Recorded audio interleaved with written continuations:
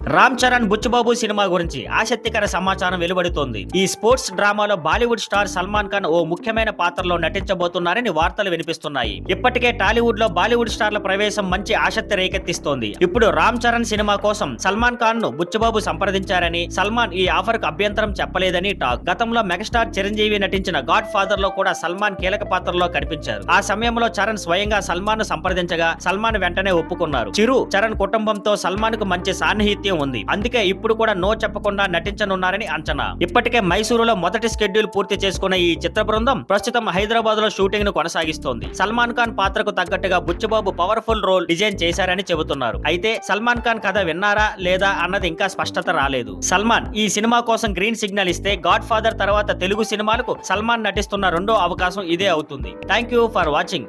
Please like, share and subscribe.